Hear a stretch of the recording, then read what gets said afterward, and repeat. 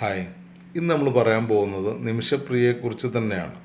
ഇന്നലെ നമുക്ക് മുന്നിൽ ഒരു അത്ഭുതം സംഭവിച്ചിരിക്കുന്നു എന്നുള്ളതാണ്. കഴിഞ്ഞ ദിവസം നമ്മളൊരു വീഡിയോ ചെയ്തിട്ടുണ്ടായിരുന്നു. നിമിഷപ്രിയക്ക് മോചനം എളുപ്പമാക്കണമെന്നും കേന്ദ്ര സർക്കാർ അടക്കം അടിയന്തരമായിട്ട് കാര്യക്ഷമമായിട്ട് ഇടപെട്ട് എന്ത് വില കൊടുത്തും നിമിഷപ്രിയയെ രക്ഷപ്പെടുത്തി കൊണ്ടുവരണമെന്ന് പറഞ്ഞിട്ടായിരുന്നു നമ്മൾ ആ വീഡിയോ ചെയ്തത്. കഴിഞ്ഞ ഒരു 2 വർഷത്തോളമായി നിമിഷപ്രിയക്ക് വേണ്ടി ഇടയ്ക്ക് ശബ്ദിക്കുകയും അവരുടെ കാര്യങ്ങൾ അന്വേഷിക്കുകയും ഒക്കെ നമ്മൾ ചെയ്യാറുണ്ട്. ഒരുപാട് മനുഷ്യർ നിമിഷപ്രിയ വിഷയത്തിൽ ഇടപെടുകയും സംസാരിക്കുകയും ചെയ്യുന്നത് നമ്മൾ കേൾക്കാറുണ്ട്.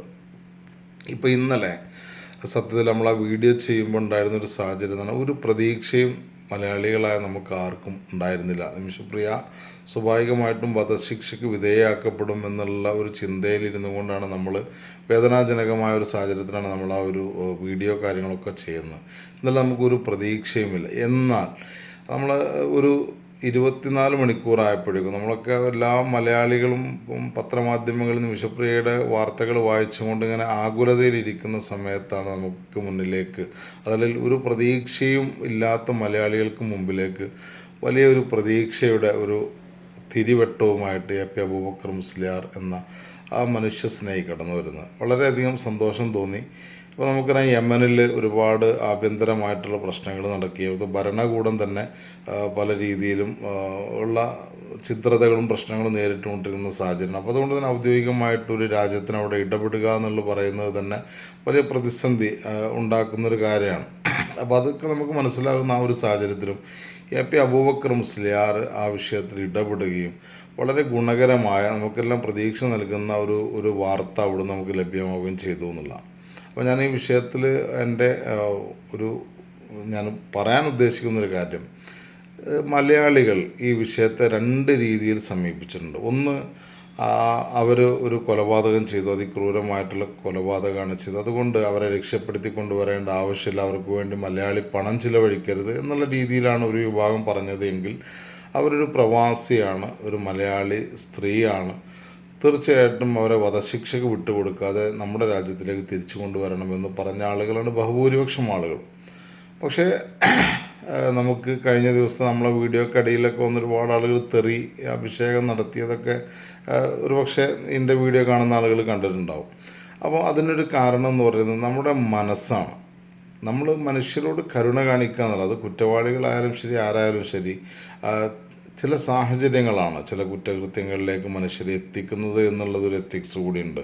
അപ്പോൾ അവർക്ക് ജീവിക്കാൻ അവകാശമുണ്ട്, അതുപോലെ തന്നെ അവർക്ക് അവരുടെ മാനസികമായിട്ടുള്ള ആ സമയത്തുള്ള അവസ്ഥ എന്തായിരുന്നു എന്നുള്ളതിനെക്കുറിച്ചൊക്കെ ആധുനിക മനുഷ്യൻ സ്വാഭാവികമായിട്ടും ചിന്തിക്കേണ്ടതുണ്ട്.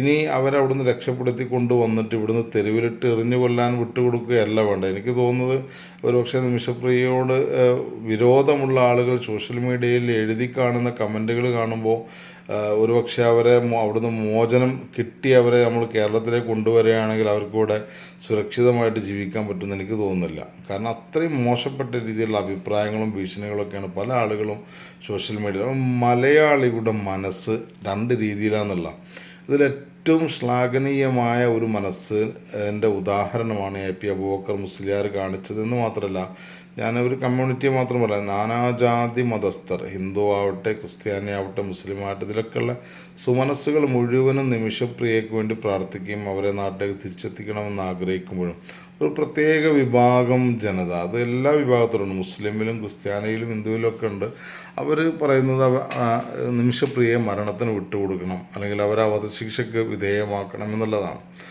അപ്പോൾ ഈ 2 രീതിയിലുള്ള ആളുകളുള്ളത്. അതിൽ ഒന്നിൽ സ്വാഭാവികമായിട്ട് ആ കുറ്റകൃത്യത്തെ കണ്ടുകൊണ്ട് വിലയിരുത്തി പറയുന്ന ആളുകളുണ്ട്. പക്ഷെ ചില കമൻറ്റുകളൊക്കെ നമ്മൾ കാണുമ്പോൾ വളരെ ക്രൂരമായിട്ടുള്ള സംസാരമാണ്. അതായത് ഒരുപക്ഷെ സാഹചര്യത്തിൻ്റെ സമ്മർദ്ദം കൊണ്ട് നിമിഷപ്രിയ ചെയ്ത കുറ്റകൃത്യത്തെക്കാൾ വലിയ മാനസിക പ്രശ്നം ഉണ്ടാക്കി തീർക്കാവുന്ന രീതിയിലുള്ള കമൻറ്റുകളൊക്കെയാണ് പല ആളുകളും ഇടുന്നത്. എന്തായാലും മാതൃകയാക്കേണ്ട ഒരു മനസ്സും സമീപനവും എന്താണ് മാനുഷികമായിട്ട് എന്നുള്ളത് മലയാളിക്ക് പഠിക്കാൻ കാണിച്ചു തന്ന ഒരു പ്രവർത്തനമാണ് എ പി അബൂബക്കർ മുസ്ലിയാർ നടത്തിയത് എന്നുള്ള കാര്യത്തിൽ യാതൊരു സംശയമില്ല. 1. 2, ഞാൻ മുസ്ലിം കമ്മ്യൂണിറ്റിയിലുള്ള നേതാക്കന്മാർ, മുസ്ലിം കമ്മ്യൂണിറ്റിയിൽ നിന്ന് മതസംഘടനാ നേതാക്കന്മാരായാലും ശരി, രാഷ്ട്രീയ സംഘടനാ നേതാക്കന്മാരായാലും ശരി, ഇപ്പോൾ അബ്ദുൽ നാസർ മഅദനി മുതൽ അങ്ങോട്ട് വലിയ രീതിയിലുള്ള ശാരീരിക പ്രശ്നങ്ങളും അതുപോലെ സാമൂഹിക ബുദ്ധിമുട്ടുകളൊക്കെ നേരിടുന്ന ആളുകൾ മുതലുള്ള മനുഷ്യർ മുഴുവനും പല സംഘടനകളുടെ നേതാക്കന്മാരും ഈ വിഷയത്തിൽ എ.പി. അബൂബക്കർ മുസ്ലിയാർക്ക് പിന്തുണ അറിയിച്ചുകൊണ്ടും സ്നേഹം അറിയിച്ചുകൊണ്ടും അദ്ദേഹത്തിൻ്റെ ഇടപെടലിനെ ശ്ലാഘിച്ചുകൊണ്ടും മുന്നോട്ട് വരുന്ന കാഴ്ച നമ്മൾ കണ്ടു. ഇതാണ് മുസ്ലിം കമ്മ്യൂണിറ്റിയുടെ പ്രത്യേകത. ഒരുപാട് ഹിന്ദു സഹോദരന്മാരും സമാനമായി വന്നു. അതുകൊണ്ട് സാമാന്യ ഹിന്ദു, അതായത് ഇവിടുത്തെ സാധാരണ ഹിന്ദു സമുദായത്തിൽപ്പെട്ട ആളുകൾക്കും ഇതേ മാനസികാവസ്ഥ അവരും അതിനെ വളരെ നല്ല രീതിയിൽ പിന്തുണക്കുന്ന സാഹചര്യമുണ്ട്. കുറേ ക്രിസ്ത്യൻ ആൻഡിലുകളിൽ നിന്നും ഇതിനുള്ള പിന്തുണയും കാര്യങ്ങളൊക്കെ വന്നു. പക്ഷേ ഒരു വലിയൊരു വിഭാഗം ആളുകൾ ഞാൻ മനസ്സിലാക്കുന്നത് പലപ്പോഴും ഈ രാജ്യസ്നേഹം വലിയ രീതിയിൽ തുളുമ്പി നിൽക്കുകയും രാജ്യത്തെ ഒറ്റുകൊടുക്കുകയും ചെയ്യുന്നൊരു വിഭാഗം ഈ നിമിഷപ്രിയ വിഷയത്തിലും അതുപോലെ തന്നെ എ.പി. അബൂബക്കർ മുസ്ലിയാർ ഇടപെട്ട വിഷയത്തിലും ഇപ്പോഴും മുഖം കറുപ്പിച്ച് നിൽക്കുന്നു എന്നുള്ളതാണ്. അപ്പോൾ ഇന്ന് പരക്കെ ചർച്ച ചെയ്യപ്പെട്ട വാർത്തയും ട്രോളുകളുമൊക്കെയാണ് എ.പി. അബൂബക്കർ മുസ്ലിയാർക്കെതിരെ വന്നത്. അത് കേരള ഗവർണർ ഇടപെട്ടു, കേന്ദ്ര സർക്കാർ ഇടപെട്ടു, അതല്ലാതെ എ.പി. അബൂബക്കർ മുസ്ലിയാർ ഇടപെട്ടതല്ല എന്നുള്ളതാണ്. അപ്പോൾ അത്തരത്തിലുള്ള നുണപ്രചാരണങ്ങൾ നടത്തിക്കൊണ്ട് ഈ സമയത്ത്, അതായത് ഈ സന്തോഷിക്കേണ്ട സമയത്ത് ഒരു ഗുണകരമായൊരു ഇടപെടൽ എ.പി. അബൂബക്കർ മുസ്ലിയാർ നടത്തി. അത് നമുക്ക് വലിയ പ്രതീക്ഷ നൽകുന്നൊരു വാർത്ത അവിടുന്ന് വന്നു. അതിൻ്റെ ഭാഗമായിട്ട് നിൽക്കുന്നൊരു സമയത്ത് അതിന് കാരണക്കാരായ ഒരു വ്യക്തിക്കെതിരെ വളരെ വെറുപ്പുണ്ടാക്കുന്ന രീതിയിലുള്ള പ്രചാരണങ്ങളുമായിട്ട് മുന്നോട്ട് വരിക എന്നുള്ളത് ചില മലയാളികളുടെ മനസ്സിലെ കറുത്ത കുത്തിനെ ആണ് തീർച്ചയായിട്ടും കാണിക്കുന്നത്. അപ്പോൾ മനസ്സിൽ നന്മയുള്ള മതേതര വിശ്വാസികളായിട്ടുള്ള ജനാധിപത്യ വിശ്വാസികളായ മതസ്പർദ്ധയൊന്നും ഇല്ലാത്ത വർഗീയ ചിന്തയില്ലാത്ത വലിയൊരു വിഭാഗം ഇവിടെ കേരളത്തിലുണ്ട് എന്നുള്ളത് ഇതിൽ നിന്ന് കിട്ടി. ഇതേ അവസ്ഥയായിരുന്നു മുമ്പ് അർജുൻ മരണപ്പെട്ട സമയത്ത്. നമുക്കറിയാമല്ലോ കർണാടകയിൽ വെച്ചിട്ട് അർജുനുണ്ടായ സംഭവങ്ങൾ. അപ്പോൾ അർജുൻ മരണപ്പെട്ട സമയത്തും ഇതായിരുന്നു. നാനാജാതി മതസ്ഥർ ഒരു വർഗീയ ചിന്തയുമില്ലാതെ ജാതി മത ഭേദമന്യേ അർജുന് വേണ്ടി പ്രാർത്ഥിക്കുകയും കണ്ണീരൊഴുക്കുകയും മുസ്ലിങ്ങളടക്കമുള്ള ആളുകൾ നോമ്പനുഷ്ഠിക്കുകയും അദ്ദേഹത്തിന് ഒരു അപകടവും പറ്റാതെ കിട്ടാൻ വേണ്ടി നമ്മൾ നേരിട്ട് കണ്ട കാഴ്ച, പ്രാർത്ഥനകൾ നടത്തുകയും അന്നദാനം നടത്തുകയും ഒക്കെ ചെയ്യുന്ന സാഹചര്യം കണ്ടു. സമാനമായൊരു സാഹചര്യം നിമിഷപ്രിയക്ക് വേണ്ടിയിട്ടും ഇപ്പോൾ നടന്നുകൊണ്ടിരിക്കുന്നതെന്നുള്ള അതിനുവേണ്ടി പ്രവർത്തിച്ച ആളുകൾക്കെതിരെ വലിയ രീതിയിലുള്ള ഹേറ്റ് സ്പീച്ച് ഒരു ഭാഗത്ത് നടക്കുന്നു.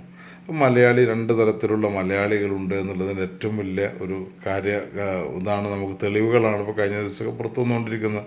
എന്തായാലും ഹേറ്റ് സ്പീച്ച് കൊണ്ടൊന്നും കാര്യമില്ല. സുമനസ്സുകളുടെ മനസ്സിൽ എന്നും നന്ദിയുള്ള ഒരു മുഖമായി, സ്നേഹമുള്ളൊരു മുഖമായി, നല്ല ഇടപെടലിൻ്റെ മാതൃകാപരമായിട്ടുള്ളൊരു മുഖമായി, മതേതരത്വത്തിൻ്റെ ഒരു മുഖമായി എ.പി. അബൂബക്കർ മുസ്ലിയാർ ഉണ്ടാകും എന്നുള്ളത് തന്നെയാണ് നമ്മൾ മനസ്സിലാക്കുന്നത്.